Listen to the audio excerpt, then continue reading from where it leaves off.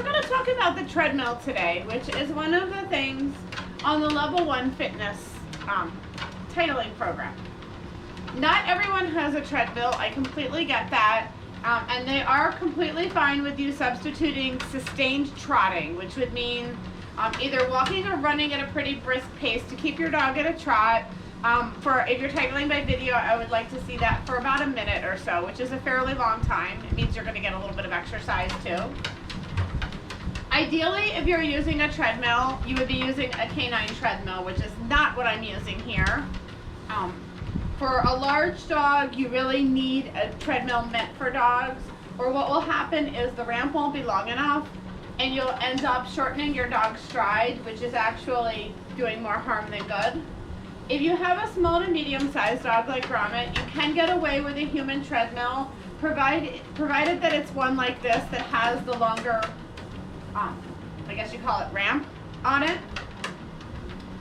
The really short ones really aren't suitable for all but maybe the very tiniest of toy dogs because you will end up compressing the dog's natural stride. Initially, I introduced the treadmill by just letting the dog get on and eat cookies when it's not moving.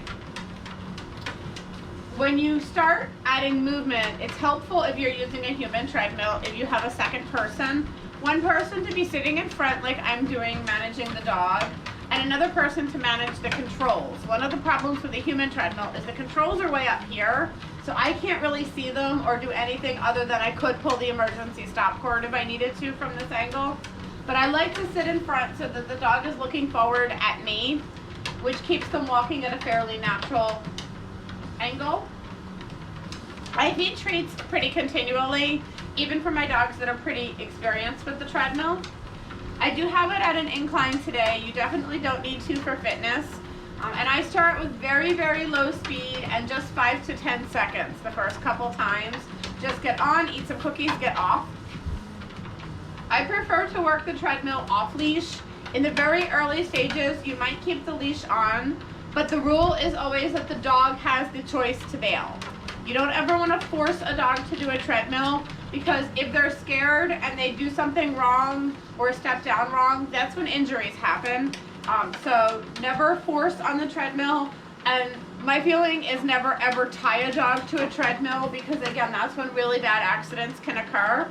If you're generous enough with the rewards, you can make it worth their while to stay on their own. Gromit is completely unsecured, and I could actually walk away for a minute and he'll keep going. Because he has so much value, he's gotten so many rewards for staying on the treadmill. So start slow, keep it fun, keep it positive. Realize there are some dogs that will not be comfortable with this exercise, and that's a case where you might want to think about how you can do sustained trotting in another way. Or if you don't have the equipment, which I suspect many of you don't. I just wanted to talk about this a little bit because I know some people do have treadmills and wonder about how to introduce it. Take it slow, be really generous with the rewards, and just listen to what your dog is trying to tell you.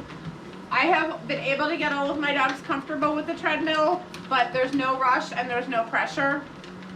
I just keep the rewards coming pretty much throughout. I make it such a happy thing that they actually tend to come down here and jump right on.